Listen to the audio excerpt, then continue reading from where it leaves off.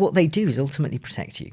They protect your all of the effort that you're putting into your organisation and the business that you're growing, and will protect you from losing that one way or another.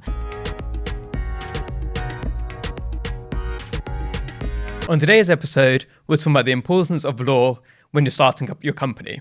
We go through when you should get somebody involved right at the start, the importance of co-founder relationships and getting that really foundational ready at the beginning. Then we look at your product as well and making sure the IP is everything is in order. And then some of the different challenges you come across the journey as well. So we've got our experts with us, who's Amardeep Gill, who's a commercial partner at Trowers Hamlins. He's got over 20 years of experience and has worked with many different startups. Trowers Hamlins, through Amardeep Gill as well, have been supporters of the Bay HQ, and they gave us pro bono law advice right at the start and believed in us right from the very beginning. So I want to say a massive thank you to them, and let's get into the show. So many people are afraid of the law side of things, the legal side of things when they start a business, and often people choose to just ignore it until maybe it's too late. Why is it so important for founders out there, for people at startups, to get someone like you involved early on in the journey? I think there's loads of legal aspects to setting up a successful business, and it underlies the framework in which you'll operate, how you'll sell your product or service, how you'll deal with growth, how you'll protect your intellectual property, how you'll employ people, how you'll take on leases and assets and enter into partnerships. So it kind of falls into various categories on that journey. And of course, I'm a lawyer, so of course I would say legal contracts are important. But what they do is ultimately protect you. They protect your all of the effort that you're putting into your organisation and the business that you're growing, and will protect you from losing that one way or another, whether that be through your hard work not going in the way that you wanted it, or entering into a partnership that doesn't quite work. And not only am I there to kind of do the legal contracts, I often find myself kind of providing commercial kind of mentoring advice about, what do I think? What have I seen here before? And having done this for over 20 years, it's there's a lot of similarities in the growth journey. The product, the service, the initiative may be different from business to business, but actually a lot of the themes often crop up. So I think if I was to say one thing about legal contracts and engaging a lawyer that you can have a genuine conversation with, that understands your passion, doesn't want to inhibit it, but is there to have your back, and having your back for me means making sure that your interests are rigorously protected in all the contractual documents that you enter into. And that can start from, co-founders having a conversation about their respective relationship and how they want to regulate that, and then growing that to be more market focused, all the supply contracts that you enter into as a supplier, all those that you have in terms of the supply chain that you're setting up, and then and anything that crops up on that growth cycle. So I will fall into support at any point in that journey, but having the groundwork set at the outset, I think, is pretty fundamental to ensure that all your hard effort is not lost as a consequence of not getting that done and sorted early on. And it's better to do it as part of the growth journey rather than a few years down the line thinking, oh my god, something's crops up and this is getting a bit sticky. Get the lawyer involved. It's more costly, it takes it's harder to unravel and takes considerably more time at that point. So it's always easier to get decent contracts, not particularly exuberant or extortionate in cost, and just get the foundations right in the early days. So before we started recording as well, we're talking about co-founder relationships, right? Because that's a huge reason why so many startups fail, is that the co-founders start off with the same vision, they then diverge, and then it's, who owns the company? And they haven't, like you said, they didn't do their work at the beginning. Yeah. What's something you advise co-founders at that kind of stage when they're putting together? What's some of the common things that maybe they should be thinking about when they're into that kind of relationship? So I think that the co-founder or multi-founder dynamic is quite an interesting one, as well as actually I also work for family businesses, family offices, the intergenerational change that happens. Equally, it can be similar issues crop up. So I think with co-founders, as the lawyer in the room, I will always be the one that talks about the scenario in which there is a divergence between the two in terms of their understanding, in terms of what they want to do in terms of how they want to do it. And actually, that's a very difficult conversation when you've got two really kind of tend to be type A alpha personalities. They have a clear vision for what they want to do. They are joint at the hip. They do not see anything other than massive growth and massive success side by side together. And then you've got somebody like me wanting to regulate the relationship and all the negative consequences of a fallout. It's a difficult conversation to have. But also I think it's necessary because it adds reality to the potential trajectory that you could be on. And it's much easier to resolve those issues at the outset when actually the relationship is quite good, and there's a reasonableness to it. And you can think about what you do at that point, about the IP that you've generated together, about the client base that you've generated together. Because if I come into a relationship that has gone sour, the ability to communicate is absolutely lost in those circumstances. And if you've got a shareholders agreement that deals with these scenarios, it's much easier to have that at the outset. And I think, like I say, it's never a comfortable conversation to have, but it's much easier to have when you're on good terms. The aspiration and the joint vision is there, and actually what you're trying to do at a later point is unravel something that perhaps hasn't worked for you individually, or as you agree as a collective. And when you're dissolving something, it is painful. There's a mourning that goes on, there's anger, there's frustration, and it's much easier to kind of take out some of the emotion if it's all written down in the first instance. So, and equally so, just on the other end of the scale, when I'm looking at intergenerational companies and the transition there, if the next generation wants to take it in a different direction, having some of those conversations again is quite difficult. But it's much easier to have it perhaps with me in the room that can advise on what I've seen based on 20 years of experience, etc., to take out some of the difficulty of that conversation for the individuals involved, because they're emotionally engaged, whereas I'm not. I can offer very practical commercial support without there being any bias associated with that. Well, you're saying what Amardeep wants to hear, you're saying what you want to hear. I'm not. I'm there as an independent third party that's going to give you some decent advice at that point because it's not working.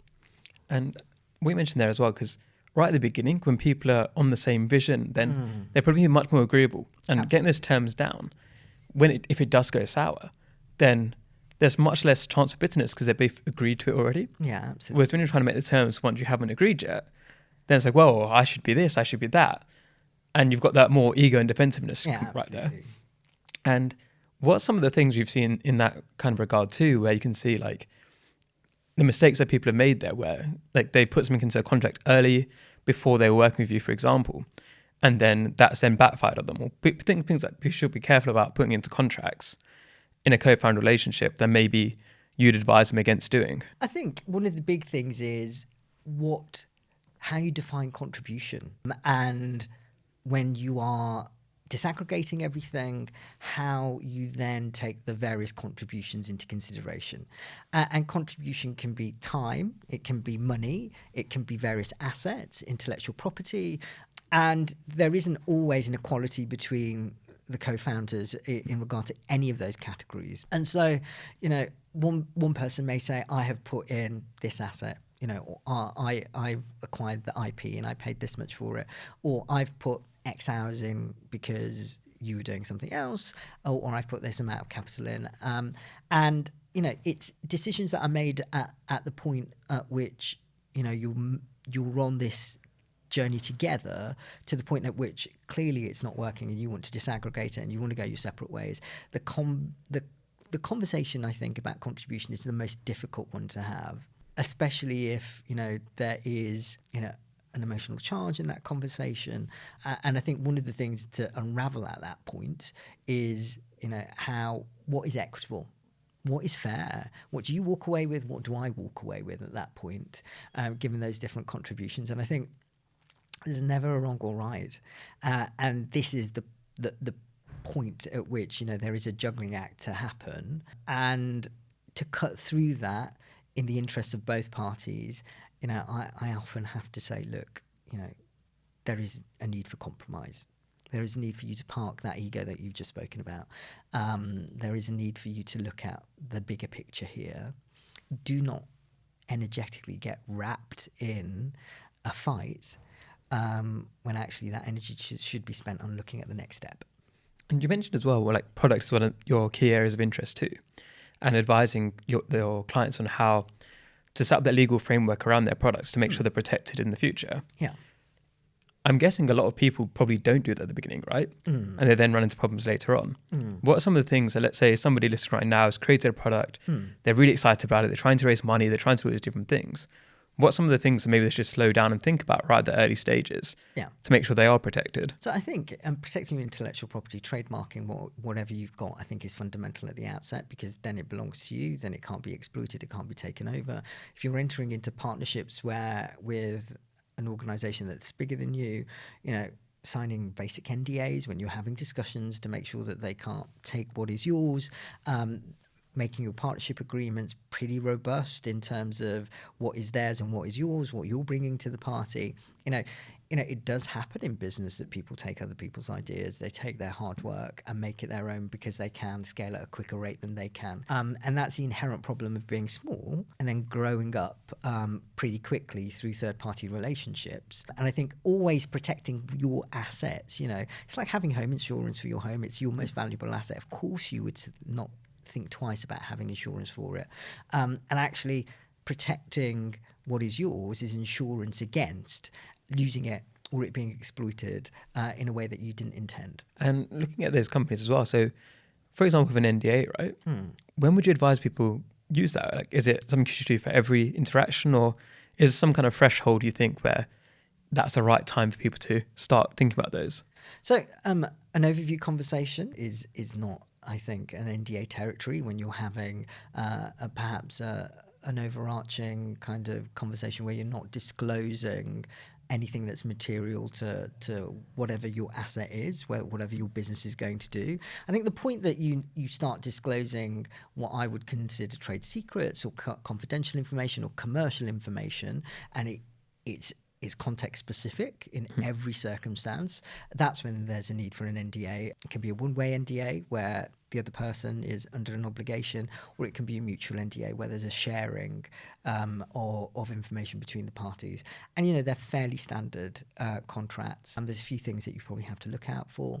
But I think that for me, you don't get the NDA out in the very first 2 minutes of a conversation with anybody, but you have to be savvy enough and confident enough to say, look, we're heading into a conversation here where I want to have a really honest conversation with you about my business. I think that's a huge compliment to the other party. In order for me to do that, I think it's necessary for an NDA to be signed. And actually, if you're dealing with somebody who's been in that space before, understands the importance of it, there won't be any pushback from that. It's fairly standard, but I think it's important to get it in place pretty early on in the conversation. I think because one of the challenges there as somebody, once you're an early organization, is that sometimes people will be pushing back against your ideas, right? And it's like, that you can do what you're going to say.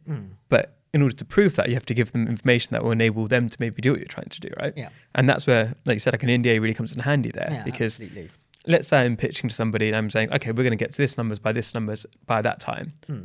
It just sounds like hubris, right? Yeah. When you realize there's a massive plan behind it and there's lots of acquired information from the years of whatever we've been doing, that means that we've got information that our competitors don't have. Yeah.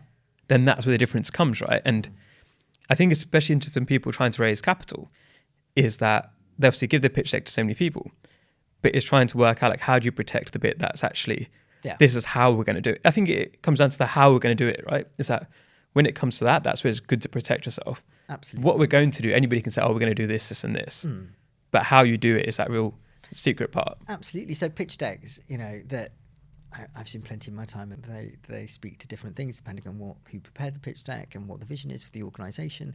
But it is all about the how, perhaps the why, but the actual process and the detail, because you can't go very deep in the how, but you should have enough information to add confidence. Because if you're only selling a vision, that's great, but it's only a vision. So you need to say the what, a little bit about the why, some elements of the how, and it's a fine balance to draw, actually.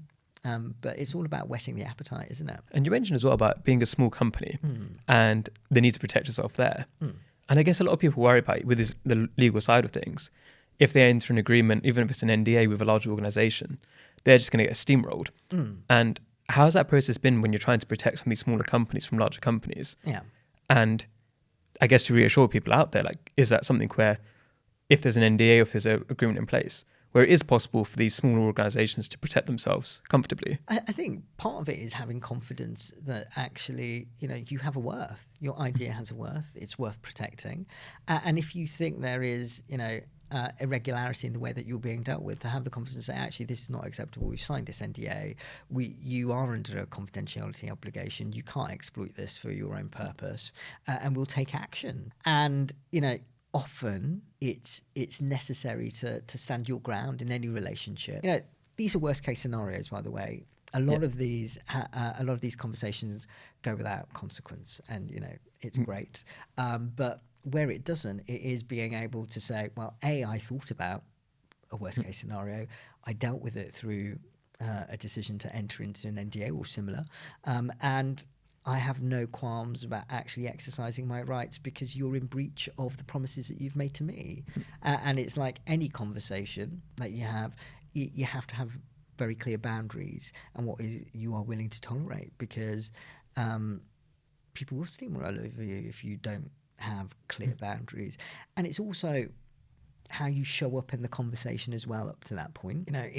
And I'm not talking about being arrogant. I'm not talking about pushing in an unnecessary way, because that's unattractive in any conversation. But, the air of confidence without undermining yourself, it's an art form. And actually you get better with it over time. And I've seen some, really great growth journeys in terms of presentation from some of the clients that I've worked with, where they start off not believing themselves properly, and actually that comes across in their conversation and terminology that they use. But the more you get exposed to all of these conversations, the better it becomes, and the better you become at it, like anything. And I think that confidence and placing a value on yourself and whatever it is that you've created is pretty fundamental throughout that process. And the legal document is the thing that perhaps you'll rely on if there is a breach in some way or one shape or another. But in reality, actually, if people know that you're quite boundaried and you will defend yourself, they probably won't even go there in the first instance. So how you show up, I think, is pretty important.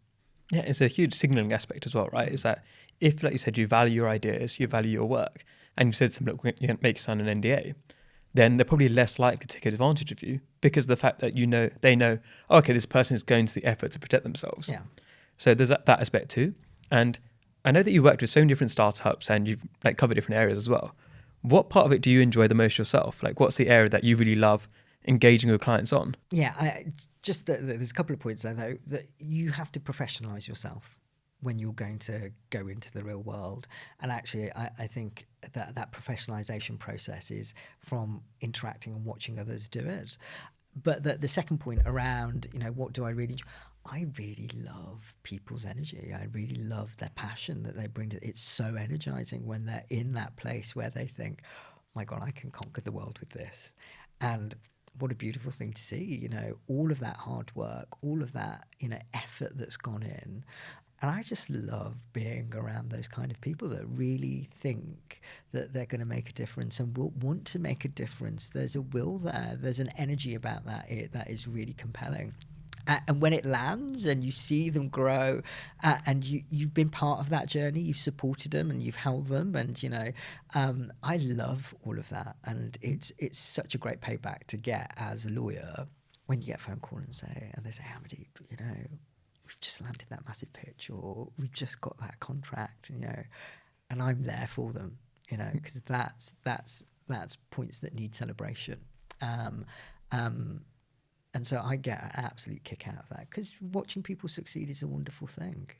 It's a really wonderful thing. And as you said, is it because you've got this vast experience now, you can advise beyond just the legal side of it, right? Because you've got the experience of what other companies you've advised in the past have done, or what their clients have done. Mm-hmm. And what are some of the stuff that you've seen maybe people, the people listening now, should just avoid, just generally, not maybe to do with the legal side, but just these common mistakes you've seen, and maybe even some of the things that the clients you've worked with, what the traits that you've seen in them that then enabled them to do as well as they have done? I think that we've touched on some of it around undervaluing yourself and overvaluing yourself.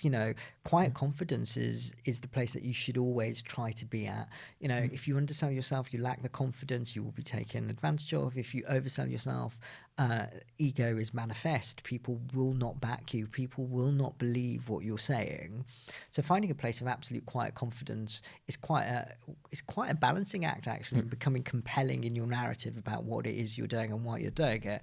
It's a difficult thing to achieve, but I think that's really important. Outside of the legal stuff, I think making the right decision about your partners, who you give equity to, how much equity you give away.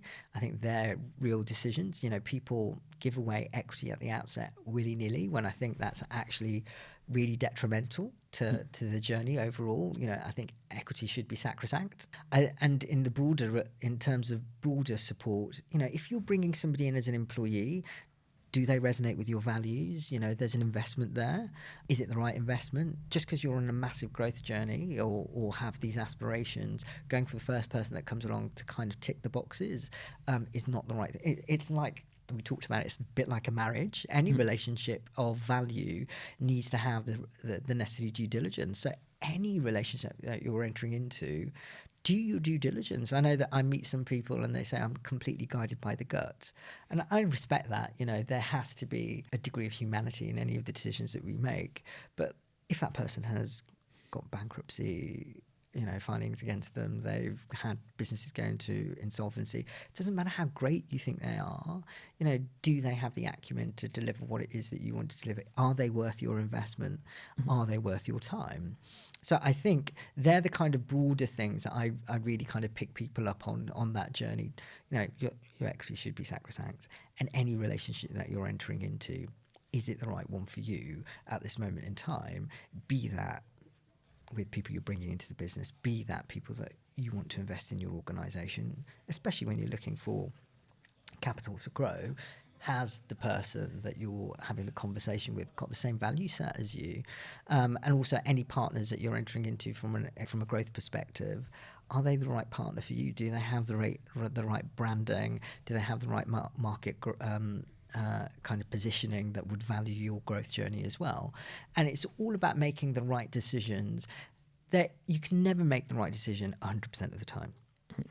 But if you don't think about the decision, give it requisite, importance, then it will all unravel. And it's much harder to unravel something rather than actually do the due diligence and get it right at the outset. Yeah, absolutely. And it's almost like you said, the honeymoon period at the beginning. If you're like a marriage for a co-founder, the honeymoon period, you think, oh, they're amazing. But it's like, often you don't realize the flaws in people until you've been with them for quite a long time. Yeah, absolutely. And obviously, some people are very good at selling their skills and what they're able to do rather than actually doing it. Yeah. And that's what's always really good to be careful. And even when you're hiring for a startup as well, it's so easy to be drawn in by someone's charisma or someone's abilities to sell themselves without really knowing how good their actual work is. Yeah. But one of the things I know you do in that kind of space too is your mentoring side of things. And I'd love you to share a bit more about what you do there. I ended up doing a lot of mentoring, actually, and I really wanted to do it properly. So I qualified as an integrative coach. I went away for a couple of years and did kind of study on how to support people and hold space for them. And part of that is helping them understand what their attributes are. You cannot relate to somebody else without really knowing how it is you relate. What is it that kind of drives you? What's your story? What makes you tick? What are your insecurities? What is it that you're trying to prove to yourself and the world? And actually really helping people to understand the inner dialogue, the inner narrative that's going on from them. That then helps them show up in a much broader way. So when I'm mentoring people, often the first few conversations, if they're not a client already, is really getting to know their story, getting to know what they're all about, and being in listening mode. And then reflecting back to them what I think I've heard. And it's often not what they intended me to hear. And so, having the ability to kind of look beyond the words and see who it is that I'm actually talking to, I think is a real skill. So I think from that coaching and mentoring perspective, it's fundamental for me to support that person in terms of understanding what makes them tick and why certain situations will be massively frustrating for them. Certain situations will be massively energizing for them, and certain situations are necessary evils that they need to undertake. And helping them understand, not telling them, helping them understand what it is that they will experience on that journey. And you think that made you a better lawyer as well, that experience? I think without a shadow of a doubt, because whatever you're doing, it's all about how you relate. It's all about how you connect with somebody. And we often overlook that. We often overlook just how important it is to be able to hold a conversation, to be able to hold eye contact, to be able to gesticulate in the right way, ask the right questions, because that my coach calls it humaning, but it's that ability to connect, and it has made me a much better lawyer. It's made me able to have conversations that are quite difficult to have in a fairly managed and unaggressive way, notwithstanding how difficult that conversation is in that moment in time. And I get a real value out of it, and my clients get real value out of it as well. There's a mutuality to that, and it engenders loyalty. I've got your back, not only from a legal perspective, but from your growth, your own personal growth perspective, and that makes that relationship much closer. So even what you just mentioned there about eye contact and very good tone of voice, for example, I've obviously sat in this chair a lot of times now, and you notice it when I'm talking to different people. Yeah. Some of them we're having a conversation like this, but their eyes are looking at the floor, looking up at the ceiling, where they find it hard to communicate, but also engage like I'm literally just sitting here a meter away from you. Yeah. But they get their nervousness or whatever it is, and they find it difficult to really show that. Obviously, sitting across from you, most of the time you're making eye contact, and when you've been thinking, you look up and then you make eye contact again. And it does come across, like just in this one conversation, I can see that element of you having worked on that. And I say you having worked on it, but it comes across very naturally, of being welcoming, of listening. Like as I'm talking right now, you're looking directly at me. You're not thinking about you might be thinking about what you're having for lunch, but it's not obvious on your face, right? And that's a real skill, which I think is so underrated. And it doesn't matter what you do, that being able to engage with people and talk to people and make them feel like you're listening and engaging is really important. Yeah. But we're going to have to move to the quick fire questions now. Okay. So first one is, who are 3 British Asians that you'd love to spotlight that you think are doing incredible work? So Sharanjeet Clare, who is the chair of the West Midlands Race Equality Task Force. Sharanjeet has had huge experience in the financial sector. It's bringing all of that to her new role as the Equality Task Force lead to make sure that there is parity and equality for everyone, regardless of background, regardless of gender or sexual identity, any of that. She's doing some amazing work. I'm hugely proud of what she's doing. She's super humble with it, and I wish her nothing but absolute success. So Sharanjeet Clare, good luck, Sharanjeet. 2 more. So the second one would be Professor Prashant Pillai, who is the lead cyber lead at Wolverhampton University. Prashant has got huge knowledge both in cyber and general technology issues. Has just been awarded his OBE, and is just the most humble, caring man I've had the pleasure to meet, with the sharpest brain, and is doing great things and is making waves in that sector, and he's an inspiration to be around. And then finally, Jaspal Rai of Swift Scale, family to me, so of course I would mention him. But he's got some real drive in him, and not only is he driven, but he really wants to make a difference. And when you see somebody at that point in their career putting all that effort in and really driving themselves forward, what is there not to love? So I don't know the first 2, but I can vouch for Jaspal as well. So Jaspal is obviously the person who put us in touch in the first place. Yeah. And he's just been a massive supporter throughout everything we're doing. And he always messages us like, oh, is there anything I can help with? And it's just, you can tell it's very authentic, the way he goes about everything, the way he engages with people. Yeah. Just such a good, hearted person. So massive shout out to Jaspal as well from us as well. Shout out to Jaspal. Yeah. So next question is, if people want to find out more about you, more about Trowers Hamlins, where should they go to? So Amardeep Gill, Trowers Hamlins, LinkedIn, where we've got our own website pages. I'm also on X, formerly Twitter, and reach out, drop me an email, send me a message on LinkedIn. Always happy to have a conversation, always happy to support. I think there isn't any agenda there. It is actually, I want to hear your story. because it's important. You're important. So yeah, LinkedIn, Twitter, Trowers Hamlins, headquartered just around the corner in Moorgate. I've been there nearly 20 years. So, 10 years in London, 10 years in Birmingham. Now share my time between the two. Get in touch. And then if anybody listening right now might be able to help you, is there anything that you need help with? So, always great to meet entrepreneurs, always great to actually have conversations. So if there's a gathering, the ability to kind of reach out to people, let me know. I'm always interested in finding new networks to network into. And it's really important to do that without expectation. You sow your seeds and they will either grow. And if they do grow, it may be 2-3 years down the line. It's all about relationship building. Never underestimate the power of the network. So thank you so much again for coming on. And thank you again so much for supporting us in the early days as well. Have you got any final words to the audience? I think what you're doing is amazing. I wish you every success with it. It's an absolute pleasure to support. And, keep on doing what you're doing. You're making a difference and you're talking about an agenda that I think has been there for a very long time, but hasn't had a shape, hasn't had advocates for it. And to advocate for it is a really powerful thing, because when you role model, when you talk about it, you inspire others. So keep inspiring others. Thank you.